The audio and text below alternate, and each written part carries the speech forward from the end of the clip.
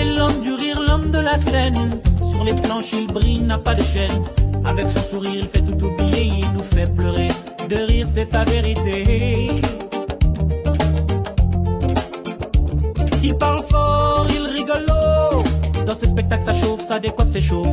De Saint-Louis à Dakar, il fait sensation. Avec ta fête, la bonne ambiance et la récréation.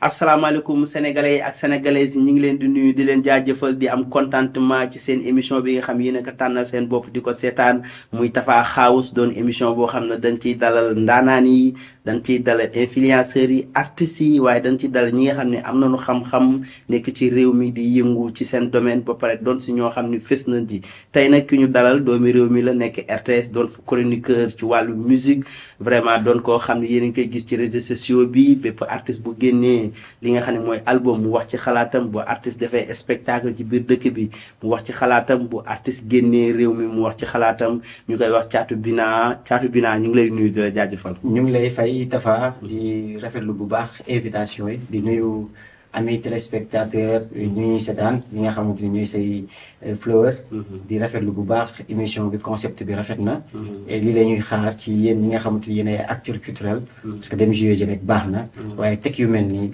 tribune yu mel nii ñuy ñëw wax ci seen xalaat wax loo xamante ni day jëmale culture kanam donc lu rafet la maa ngi lay jaajëfal yow ba ñu xamante yàgg na waaye lu rafet rek la ñu mës a sekk jërëjëf kontaan naa mais lan moo waral Thiatou Bina déjà avant ñuy sore ci Thiatou Bina tur bi mi ngi jugee ci sama yaay donc comme man maay caatam dafa amoon benn mère bu ñu ko doon tooñee mère bi sama yaay sax de vrai tuddul Bina mais dafa amoon benn série bu doon daw RTS yàgg na nag sudu Marimar amoon na benn mère bu ci nekkoon tudd Balbina loolu Marimar ñoom Zorzo mooy mère bu modde woon boobu rek doon sol rob yu évasé yi yooyu léegi dafa amoon sama ay sœurs yu nekkoon koñ ba ak sama sœur bi moo bokkal benn baay moo ko doon tooñ di ko tuddee Balbina léegi Balbina boobu law ba sama mère te wooyoo duñ ko sax turam ñu koy wax Balbina Bina bon après am beneen mère bu nekk koñ ba saa yu ma rombee rek Thiatou Bina la ngay wax léegi Thiatou Bina bi dem ba sama réseaux sociaux yi ma def ko Facebook ba ma ko defee Facebook nag affaire bi nag raw fu ma tourné Thiatou Bina donc après sama réseau yëpp looloo ci nekk TikTok Twitter Instagram fépp même LinkedIn donc si fépp fu may dem rek mooy sama surnom moom laay joxe. mais fan nga juddoo fan nga yaroo fan nga. man maa ngi juddoo Parcelles Assainies fa laa juddoo fa laa yaroo et fa laa jàngee aussi jàngee école bu ñuy wax Madib Sow mi ngi à côté juste sama kër defee sama enfance foofu bon après ba ma demee ba yenn cursus scolaire yi ma arrêté topp football bi donc man football laa gënoon opté pour doon football lu ci mel ni ay championnats régionaux nekkoon ci benn centre formation di ci góorgóorlu ci football bi ba ma demee nag ba war cee am contrat ma am problème mu papier parce que dama def jugement boo xamante ni baaxul mu nekk jugement boo xamante ni sonaloon na ma trop parce que toog naa ak 5 ans yoo xamante ni mënuma am passeport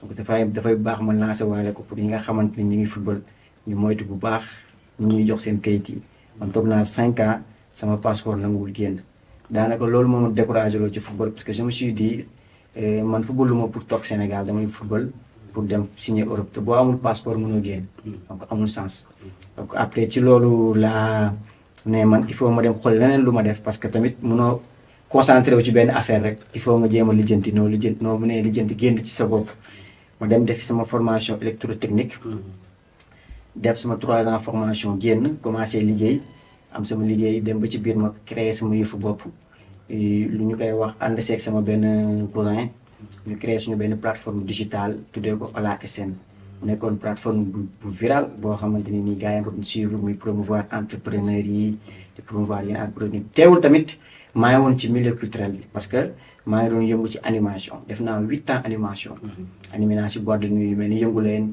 animé naa si boîte de nuit yu mel ni kii Cabana bi nekk port bi nekk fële Padois animé naa foofu noonu ay soirées yu bëri yoo xamante ni def naa ko tamit ci sama quartier def naa ay cérémonie yu bëri mariage ak ay dîner de gala yoo xam man maa ko animé en tant que maître de cérémonie waaye tamit en tant que DJ donc yàgg naa ci culture bi mais aussi doon naa def ci studio nekkoon naa studio nekkoon technicien en son. di câbler di gérer yenn affaires yi ci bëri ci biir studio bi. di liggéey ku mel ne Ahmed sama benn grand bu nekkoon ci benn studio bu ñuy wax Lamp Fall studio. donc mu formé mu ci lu bëri ci musique donc looloo mu gën a tàggatal ci musique ak famille bi aussi amoon naa ay mag yu yëngu ci musique donc loolu daal. moo ma jox passion bëgg musique. moo ci yëngu bu baax a baax a baax. mais ñu jékki saa yi rek tàmbali la gis RTS naka la sa jëflante ak waa RTS fan la jaar ba nga fa commencé def ay émissions avant ñuy gën a xuus ci musique. sama dugg RTS nag mi ngi jaaree ci benn ku baax ku ñuy wax DJ Ndali mu nekk nit ku baax parce que dama ñëwoon foofu amoon benn festival boo xamante ni man maay coordonnateur bi ñu koy wax festival Dakar Parcelles. ñu mu invité woon waa festival foofu comme man maay coordonnateur bi j'avais droit à la parole mu jox ma parole ñu waxtaan ci festival bi ni muy demee ba ñu jógee foofu ñu garder contact. toogaat nañ presque 1 an yoo xamante ni nii dem dugguma RTS. léegi ñu garder contact ñu ma dem seetu ko këram benn jour ñu toog di waxtaan mu ne ma yow dama la bëgg a jël indi la sama émission nga may defar ay chronique. donc Ndali mu nekk nit ku baax moom aussi formé bu baax aussi ci musique formé ma ci télé. formé ma aussi ci rajo parce que actuellement nii maa ngi def rajo. maa ngi def télé. donc loolu moo ma dugal RTS muy foofu la jaaree ci Ndali. looloo tax ñu muy gis RTS. mais xam nga RTS tamit boîte la boo xam ni maanaam ko wax na chaîne bu mag la. dafa am différence ak yenn chaîne yi nga xam ne ñoo nekk Sénégal nga xam ne ay privé la. RTS dëgg-dëgg RTS foofu seen liggéey compliqué na wala parce que foofu xam nga télé mun naa télé nationale la. n'importe lu la neex ngay wax naka la liggéey bi foofu demee ak famille. waaw c'est professionnel. RTS c'est très très professionnel. franchement man je conseille sax damay conseiller jeunes yi nga xamante ni ñu ngi bëgg a def télé. lu ñu mën a def pour jaar RTS nañ ko def. parce que man des fois damay toog du ma la nëbb damay toog di seetaan télé privé yi. mais damay seetaan émission ay ree daf may sax jàpp. parce que yenn yu ñu fay def yëpp. xaaj ba koy xalaat di ko def RTS. ndax c'est des professionnels ñoo fa nekk dañ lay encadrer noir filmé sax doo ko sol di def émission. te loolu dañ ko banaliser ci télé yi. donc yenn yére yi doo ko sol di def émission boo fa ñëwee dañ lay ne carrément lii ngay def fii ngay yem nii ngay waxee nii ngay toogee daf lay tax ba boo dem foo dem yow da ngay nekk da ngay nekk en l'aise parce que yow on sent que ni soo waxee sax dañuy xam ne yow am na benn formation bu ñu jot a def ci yow. et en plus c'est des gens très accueillants. ay nit ñu baax ñoo fa nekk. nit yoo xamante ne nii seen xam-xam ak seen expérience soxalewuñ ko. boo ñëwee dañ lay dalal yaatal la wax la ni defal lii moytu lii parce que tamit dafa am benn phénomène bu bëri bu fi am Sénégal muy réseaux sociaux.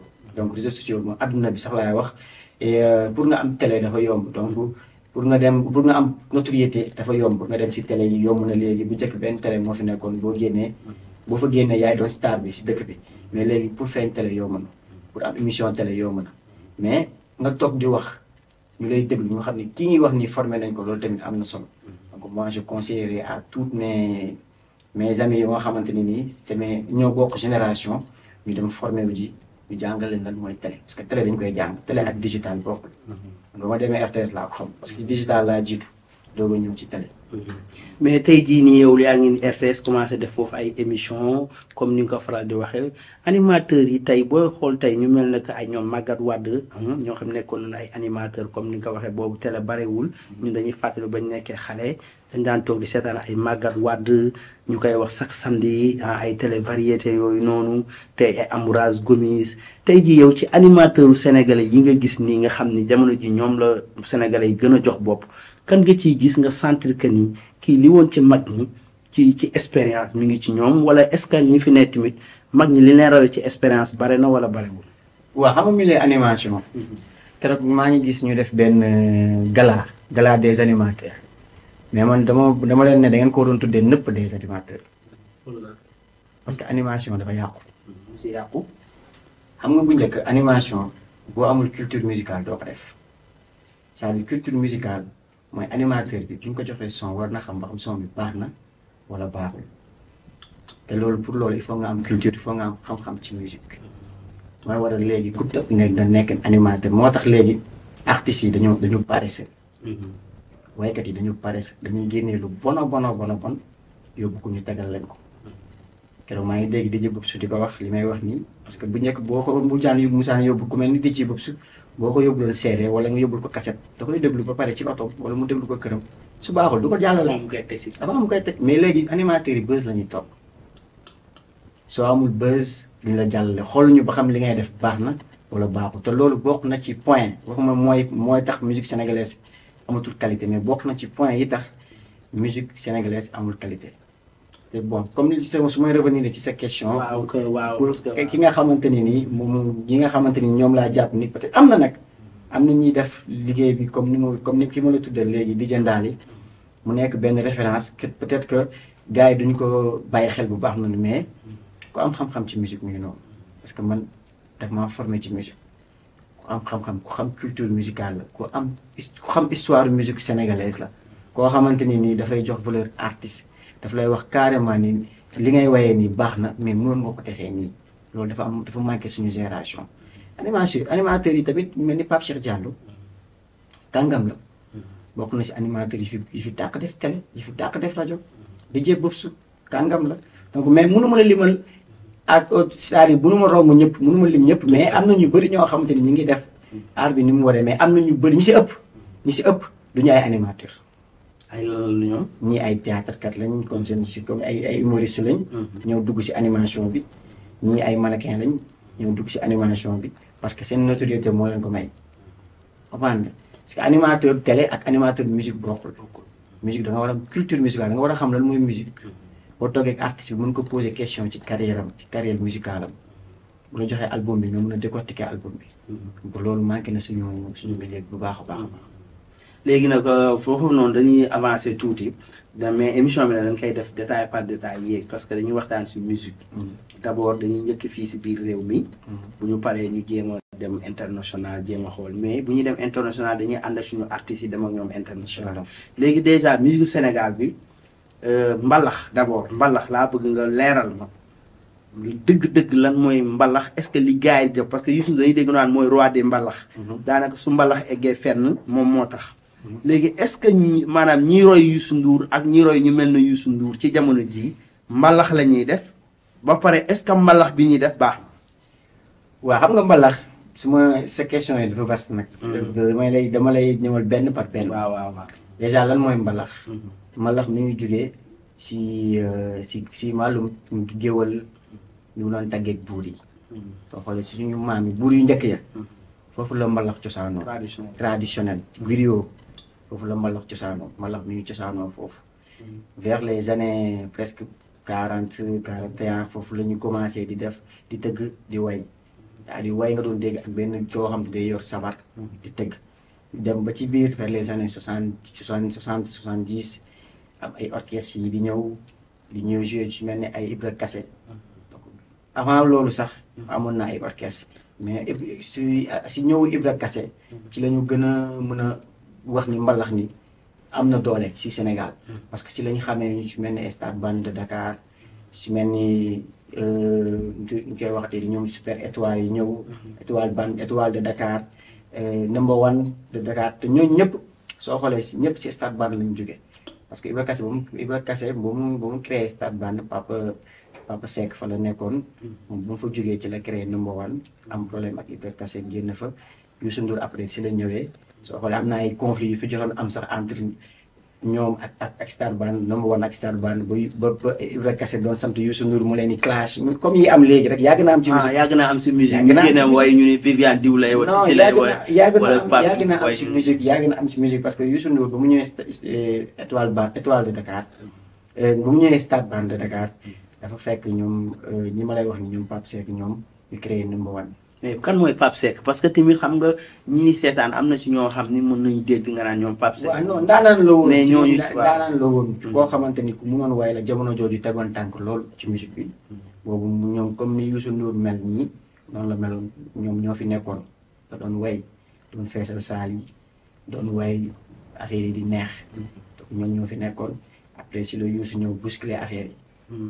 forcé barrage bi moom it Ibra Kassé yokk ko doole créer concurrence bi seen diggante moom ñooñu après lii am Youssou aussi dem ba ci biir moom liñ koy fay fale neexu ko Star Band moom it mu génn créer yëfu boppam moom ngi créer loolu moom it xale bu ndaw la daanaka ñaar fukki at ak benn la am moom tamit mu nekk jàmbaar teg yëfu boppam di ñafe dem ba teg bay dégg Étoile de Dakar moom Étoile de Dakar moom ak kii la ci àndaloon ñu koy El Hadj Faye.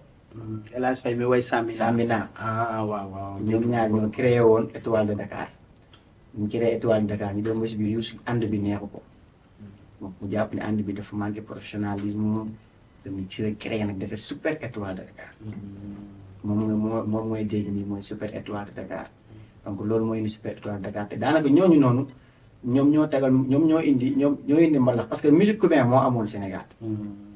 Musique cubain moo gënoon dox. mooy musique cubain mooy musique comme musique buy jógee ay Amérique latine bi. Amérique latine bi ñooñu loolu moo amoon Sénégal donc après ci la ñu ñoom mamaane ñëw def jël ay tama def ko ci musique bi. mbalax di gën a am doole Youssou ñëw aussi ak ñoom Adama Faye ni marimba bi. loolu moo gën a tax mbalax gën a mën a tegu mooy mbalax bi tey nga ma laaj nii. ñoom Youssou Ndour di def fa la jógee vers les années 60 vers les années 80. et quelques donc foofu la mbalax dëgg-dëgg bi ñuy def nii tey. foofu la mbalax boobu commencé. léegi nag bon mbalax ba xam ni ñu koy defee bu njëkk. ak ni ko Youssou di defee ak ni ko Boy defee am na différence. déjà talent bi da ci. man kay bala ñuy dem sax si Boy yi sax dama bëgg nga xam nga yaa ngi ci Youssou Ndour. mais xam nga du Youssou Ndour rek. ci daanaka nit ñi duñ tàmm di wax ci musique boo waxee Youssou Ndour dafa am génération bu ñuy wax que ni moo àndoon ak Youssou Ndour parce que bu njëkk da ngay dégg Youssou Ndour ñi naan non Omar Pène la ñi naan non Ismaïla Lo la ñi naan xoola xam nga maanaam. non dafa amoon ndax Youssou Ndour jamono yi nga xam ne mi ngi dem. bay créé yëfu boppam. jamono jooju fan la ñoom Ismaïla Lo nekkoon xam nga gars yooyu ñoom. waaw mais ñi ngi fi woon. ñi ngi fi woon c'est-à-dire tamit yàlla day maye aussi. Youssou yàlla da ko may moom talent. mais ko aussi mu teel a comprendre teel a voyager xam ni affaire bi vision bi fële la dem yóbbu musique bi terewul aussi ñi nga lim nii def nañ fi seen bànn. waaye fan la nekkoon daal ñoom ci ban groupe lañ bokkoon. non ñi comme Youssou Ndour génneel nga ma fi mu bokkoon ni. waaw mais tey ñi ngi fi woon Cheikh Lo fan la nekkoon. ñi ngi fi woon ñi ngi fi woon ñoom ñëpp ñi ngi fi woon ku si mel ni Thione Seck. mi ngi nekkoon Baobab orchestre Baobab. fa la nekkoon ku ci mel ni ñoom tuddati Omar Pène ñoom ñëpp ñu ngi fi woon doon bàyyi seen waar ci musique bi Omar Pène ak Super Jamono donc mu nekk loo xamante ne nii tamit amoon na doole trop parce que demoon na benn moment Youssou Ndour Super Étoile ngay dégg ak Omar Pène loolu danaa ko ñun fekkee wuñ ko mais ñun ñëpp ku ko fekkeewul tamit dégg nga rivalité boobu noonu amoon donc ñoom aussi doon nañu forcé di def lu ñu mun ci musique bi bàyyi ci aussi seen waar doon def musique bu am qualité parce que y avait des bons musiciens c'est-à-dire ñoom ñëpp ku si nekk seen orchestre y avait des très très très grands musiciens moo tax seen musique dafa amoon qualité léegi nag musique boobu noonu boo koy différencier ak musique bi da ngay jël talent wu seen talent ñoom ak talent wu ak qualité wu musique bu amoon ak talent wu musiciens yooyu nga comparé ko ak ñi y a plus de bons musiciens musicien amatul musicien yi fi nekkoon yëpp di jouer dem nañu Modou ji parce que musicien li leen di fay baaxul. dinañ gën a dugg si loolu sax. dinañ gën a sori parce que émission bi comme dañuy waxtaan ci musique foog ñu tempo ko mën a yéeg nit ñi mën a comprendre lu bare bare. léegi Youssou Ndour kon moom bi mu demee ba wane jël yoonu boppam wane talent boppam Youssou Ndour dëgg-dëgg moom mooy kan ci wàllu musique comme yow da nga am expérience ci wàllu musique. Youssou Ndour c'est le plus grand chanteur au monde.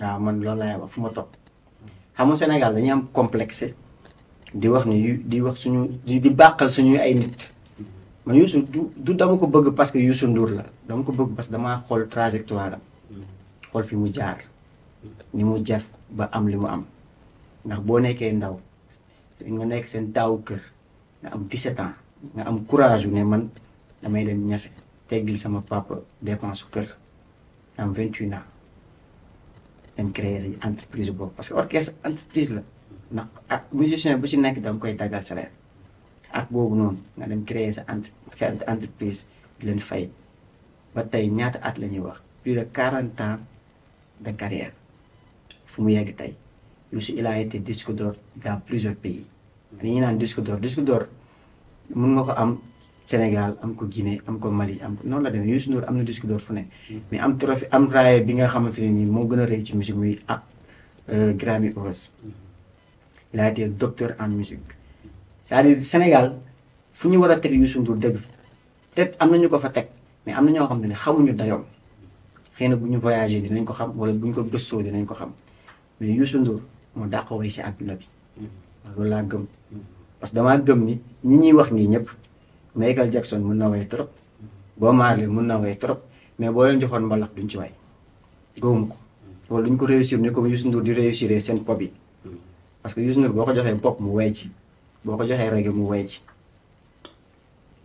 man dama gëm ni moo daa ko way si àdduna bi te ku mel noonu nag bu ñu ko amee suñuy wax ci musique doo ko teggi moom ngay indi comme référence comme modèle loolu da ko liggéey talentam la waaye tamit lu mu liggéey la parce que talent rek doyul day ànd ak liggéey.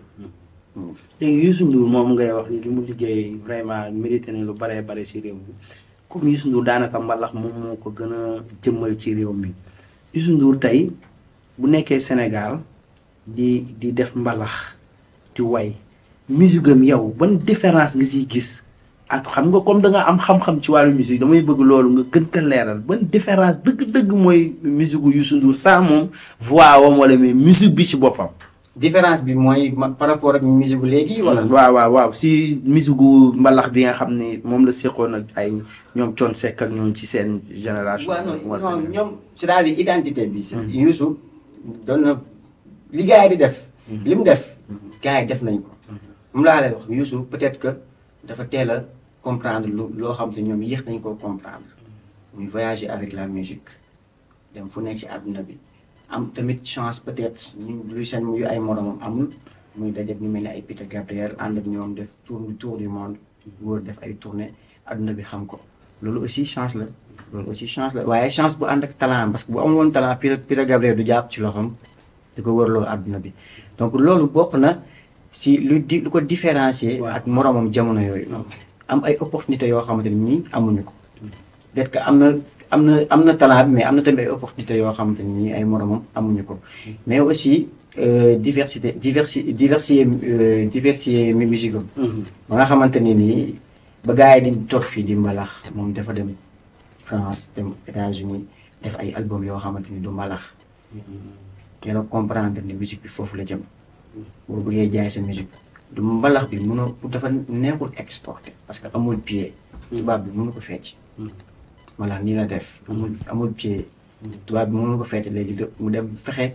ba synchroniser sonorité yi nga xamante ni moom la ñu am def ko ci yenn musique créer yeneen style musical dugg ci yeneen style musical yoo xamante ni tubaab bi dina ci mën a gis boppam moo waral mu génnee albumam boobu di Womat album bi si jamono yooyu def 250 000 ventes am double disque d'or ba léegi nii mi ngi ci ay 1 million de ventes ci la 7 Seconds nekk 7 Seconds boobu ngay dégg.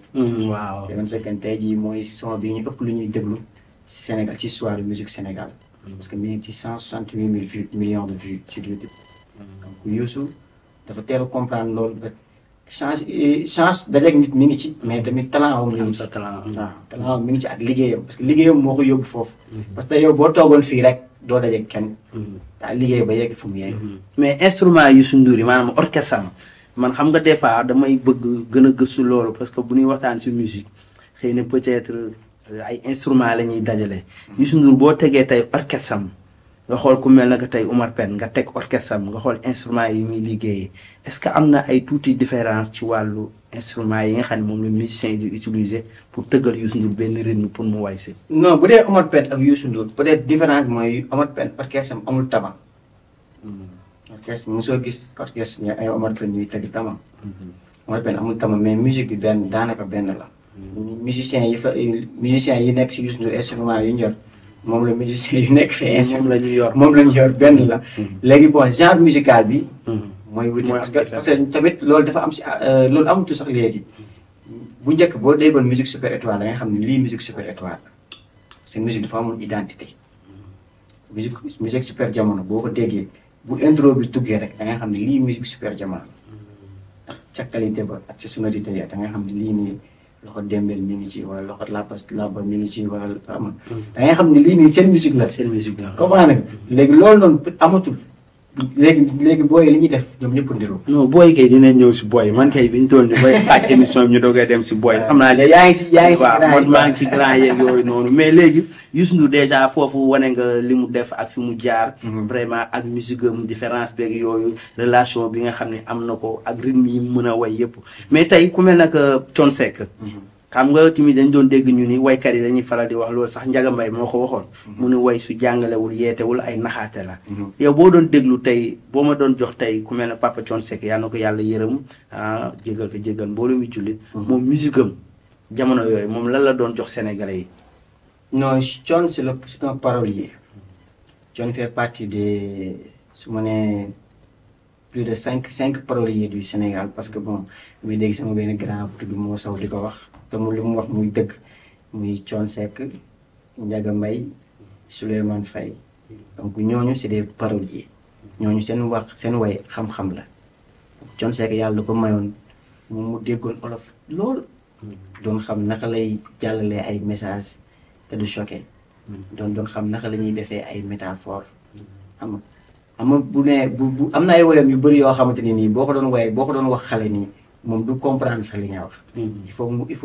il faut ñu faram fàcceel ko pour mu mun a comprendre. donc Thione musique bu mu doon def Thione mi ngi woon def na pop comme am na benn morceau bu tudd Siw. son boobu pop la am na reggae ci benn morceau def na ci pop def ci reggae. te def na son yu bëri def na ay son yoo xamante ni nii ay acoustique la def na son bu mbalax def na genre musical yu bëri sa moo tax bugguma ne Thione lii rek la doon def. parce que artiste bi. du yem ci benn affaire day yem day nga gis ko mu def lii suba nga gis ko mu def lee te Thione def na genre musical daanaka genre musical yëpp def na ko. donc mais mbalax bi moo nekkoon identité am. mbalax moo nekkoon identité am ci lañ ko gënoon xam ñun Sénégalais yi. mais def na genre musical yu bëri parce que soo xoolee album bi du yow. musique foofu noonu musique bi façon genre musical bu nekk ngay gis. donc ay album bu nekk Aïda Souka am na da ngay nga dem si Aïda Souka da ngay am beneen façon genre musical ak moom yu mujj yi apartheid nga xam ne mbalax bi donc am na ay genre musical yu bëri yoo xam te ne daal na ko def quoi. donc mais différence bi daal bëriwul différence bi peut-être ci opportunité yi lay nekk. ak ci teel a comprendre. teel a saisir. teel a concentré wu ci benn affaire am direction artistique boo xamante ni kii amu ko. am tamit chance boo xam te ne xëy na kay am ko. donc loolu mi ngi ci. mais tey boo doon xool te am na tamit waykat boo xam ne mais génération bi peut-être bàyyiwuñ ko xel sax bu baax a baax mais vraiment xoolal ndeysaan ñi ngi may def si ma émission bi mi ngi kii mais xaar ñu ñëw tuuti nag si tey ku diggante Wally Seck musique am xam nga tey tamit Wally Seck mi ngi fii Pape Diouf mi ngi fii yow tey boo doon natt Wally Seck musique am yow lan nga koy jox.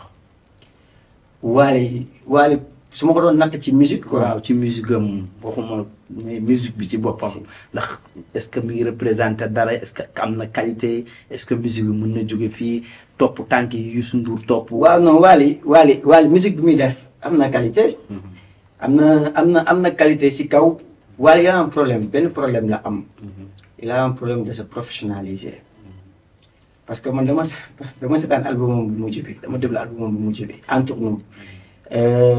mu invité Babacar Djiri pour mu ñëw participer ci album bi ak ay Bakane Seck yeneen musiciens yi am Baba am lii mais imagine un artiste Wally c'est le patron de Ramdan mu invité benn musicien mu ñëw jouer mais yenn ay musiciens am def ko problème dem ci média yi na non kii balaa moo invité kii daf ñuy tàggu mais loolu warul nekk problème. c'est-à-dire loolu yëpp manque de professionnalisme biir Ramdan Wally warul décider benn affaire yeneen musiciens yi di génn ci média yi di ko fa wax loolu manque de professionnalisme la benn affaire muy direction artistique am il a un problème de directeur artistique Wally def na son ak Chris Brown son boobu mos nga ko déglu yow mos nga déglu son boobu. non son mos ma koy déglu.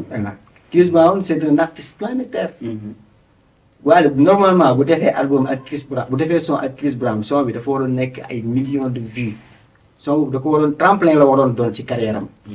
mais lu tax son bi deful impact bu baax parce que nu ñu directionné morceau bi baaxul côté artistiquement ndax son bi Wally dafa waroon fexe Chris Brown fekk ko moom ci domaine am. style musical am boo xamante ni moom moo koy teg Chris Brown ñëw way si donc mais moom dafa fekk ci Chris Brown ci domaine boo xamante ni nii bu son bi génnee day nekk son boo xamante ni day mel style américain lay doon te Wally il n'est pas américain.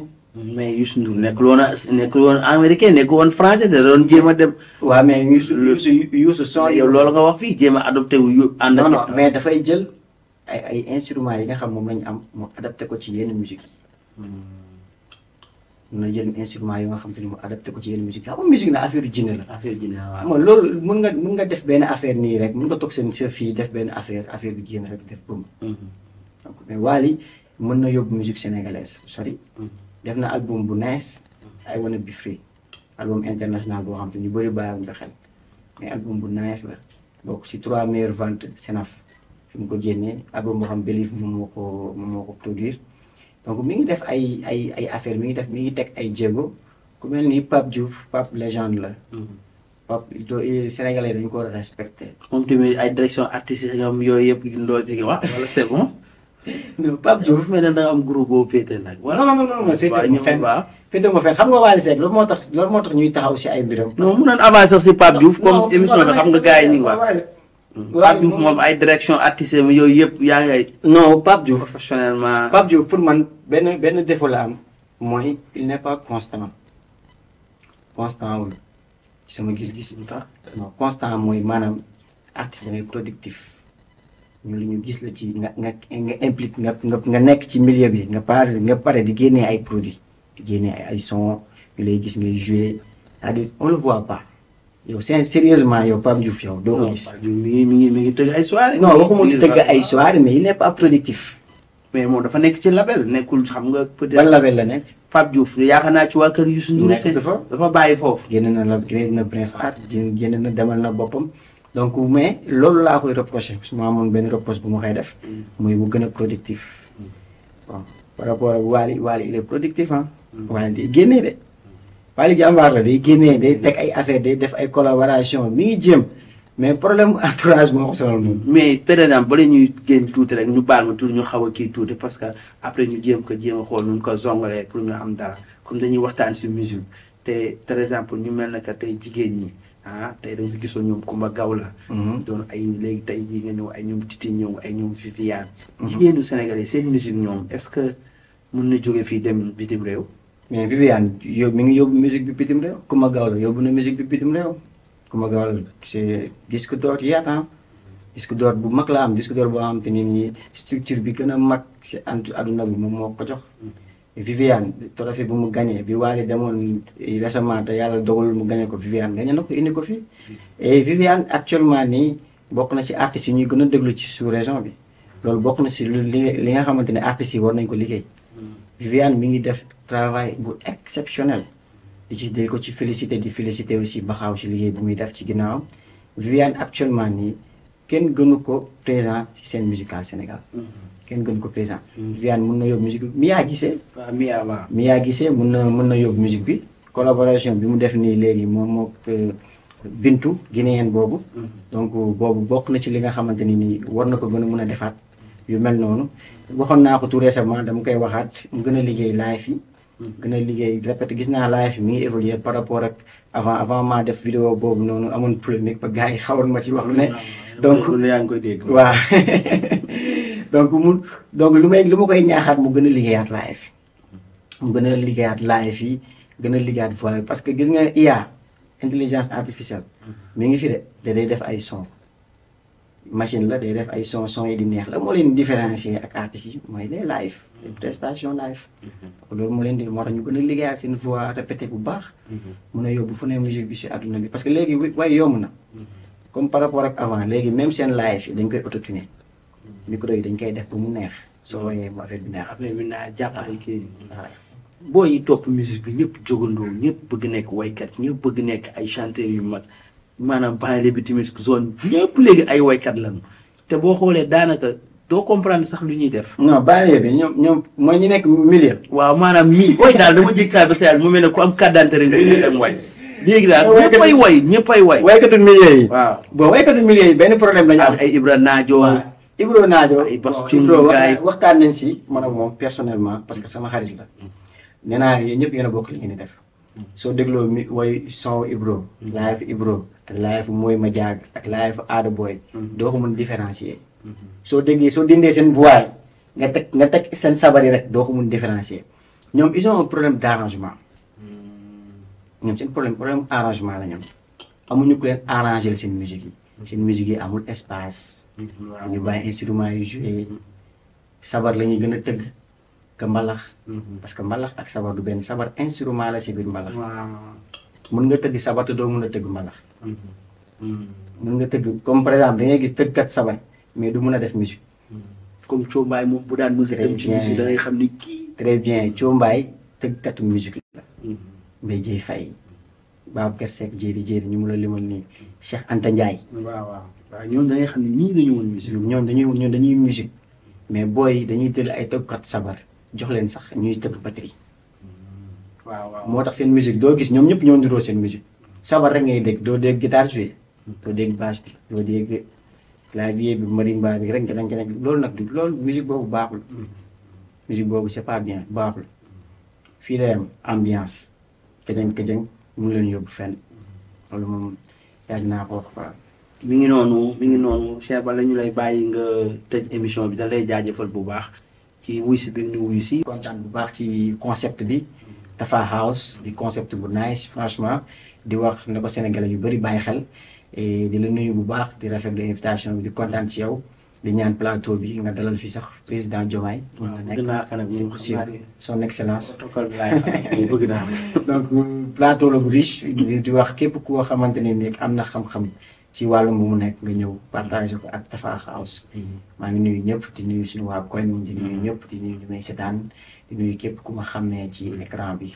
merci beaucoup. jaajëf kontaan nañu noonu la doon demee seen émission Tafa House xam nga lii sax dañu si amaat beneen émission. parce que li ñu bëggoon waxtaan ci musique lu bari jot ñu ci dugg wax ci ñoom Kiné Lam ñoom Soda Mama Fall Xaar Mbay ma jaaga yooyu bëggoon naa ci dugg waaye comme sama gars yi moom ay pilote loonu fat ñu ne dañuy atterrir moo tax xam naa ni dañuy jaare foofu rek tàggoo mais bala ñuy tàggoo ñuy jaajëfal bu baax suñu partenaires yi nga xam ni vraiment ñoo ànd ak ñun ci émission bi vraiment doon ki nga xam ni ñoo ni jàppale lu mel na que Platinum Voyage foofu nee naa que agent de voyage la boo xam ni mi ngi fii ci Sénégal ci Ndakaaru boo bëggee voyager jarul ngay dem ñu lay nax mën nga dem ànd ak waa Platinum Voyage ñu defal la ay réservation d'hôtel génne la sa billet d'avion defal la lépp loo xam ni da lay accompagner pour yow nga mën a dem tukki bu jaar yoon doo ci am benn jafe-jafe nee naa que assurance dañ koy def réservation lépp sa rendez-vous yi dañ la ci topp coach la accompagner la ba nga mën dem si ambassade bi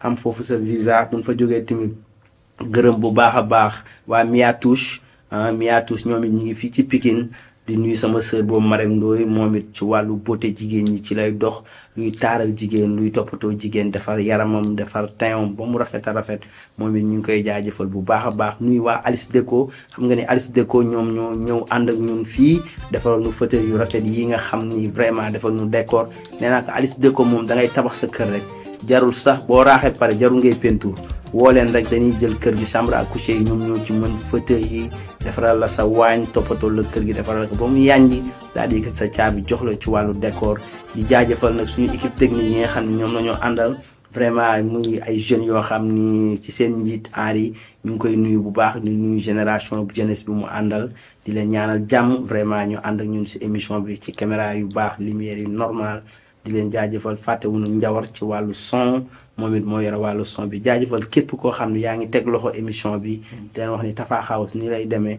si domaine bu nekk phase bu nekk dinañ fa invité ay nit waxtaan ak ñoom di leen jaajëfal Cheikh kontaan naa. jërëjëf kon xam naa di leen koy yaatalaat incha allah. ayca mun ngeen abonné te nee naa ko partagé vidéo yi pour lu fi mën a dugg rek ngeen mën ko seetaan incha allah.